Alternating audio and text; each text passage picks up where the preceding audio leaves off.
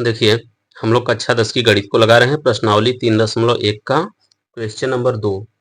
इसका हमने पहला क्वेश्चन लगा लिया था।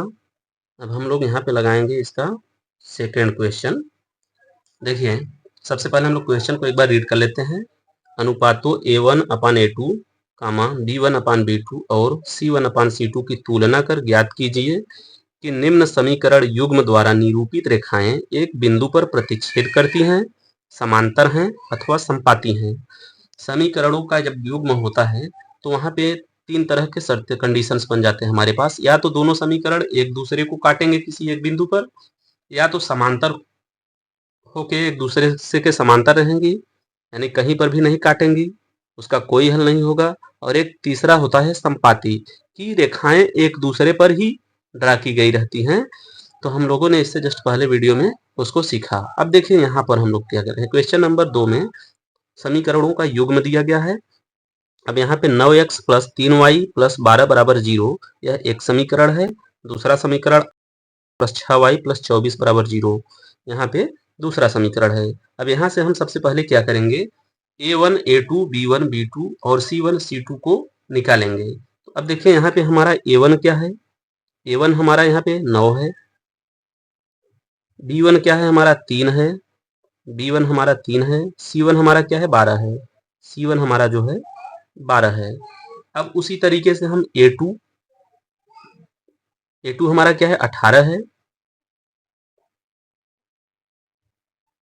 और B2 हमारा क्या है 6 है, और C2 हमारा जो है 24 है। हमने A1 A2 B1 B2 C1 C2 सभी को निकाल लिया। अब इसको हम क्या करेंगे, कंपैरिजन कराएंगे। कंपैरिजन कराएंगे किससे, जो समीकरण युग्म के लिए तीन शर्तें हैं हमारे पास, प्रतिच्छेद, समांतर और संपाती के लिए, हम उससे कंपैरिजन कराएंगे। अब देखिए हम क्या करते हैं, A1/A2 बराबर B1/B2 हमने सबसे पहले इसको लिख लिया। अब हम चेक करते हैं क्या हमारा, अभी हमारा ये फार्मूला कंप्लीट नहीं हुआ है। अब देखिए A1 हमारा क्या है 9 है, और A2 हमारा क्या है 18 है, बराबर B1 हमारा क्या है 3 है, और B2 क्या है हमारा 6 है। तो इस तरीके से अगर हम देख रहे हैं, अगर इसको हम काटते हैं, 9 एकन्नम 9, 9 दूनी 18, 3 एकन्नम 3, 3 दूनी 6, दोनों बराबर हैं, 1/2 के बराबर दोनों हैं। यहाँ पे आइए हम काट देते हैं। जैसे हमने काटा इसको,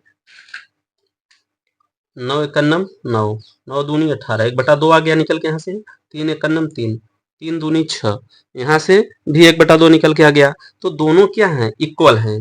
तो दोनों इक्वल हैं। अब देखते हैं क्या बराबर के रूप में हमारा, क्या बराबर में इसमें, अब अगर हम इसको ऐसे कर दे बराबर C1/C2, तो अब C1 हमारा क्या है 12 है, C1 हमारा क्या है 12 है, और C2 हमारा क्या है 24 है। अब इसको भी अगर हम काटते हैं, इसको भी अगर हम काटते हैं, 12 एकन्नम 12, 12 दूना 24, सभी क्या हैं 1/2 के बराबर सभी हैं, सभी 1/2 के बराबर हैं। यानी कि A1/A2 बराबर B1/B2 बराबर C1/C2 हमारा यह कंडीशन बन गया। यह किसके लिए था, कि यहाँ पे अनंत हल होंगे। अनंत हल यानी कि जो समीकरण दिए गए हैं इनसे बनने वाली रेखाएं संपाती होंगी। संपाती होंगी का मतलब कि एक दूसरे पर होंगी। एक रेखा हमारी कोई अगर ये है, तो दूसरी जो रेखा हो रही है दूसरे समीकरण के लिए जो रेखा होगी इसी के ऊपर होगी, इसके ऊपर होगी। तो इसका मतलब इसको हर बिंदु पर यह टच कर रही है, हर बिंदु पर टच कर रही है।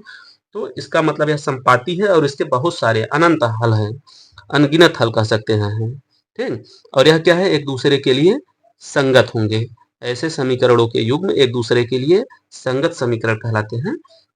तो हमारा A1/A2 बराबर B1/B2 बराबर C1/C2 यह क्या बता रहा है कि जो रेखाएं बन रही हैं वह क्या है, संपाती हैं, एक दूसरे के ऊपर ही हैं। तो हमने पहले ग्रीन लाइन खींचा, फिर उसके ऊपर ब्लू कर दिया, एक दूसरे पर ही हैं। तो आपको ऊपर से देखने में एक ही लगेगी, लेकिन एक दूसरे के ऊपर हैं दोनों रेखाएं।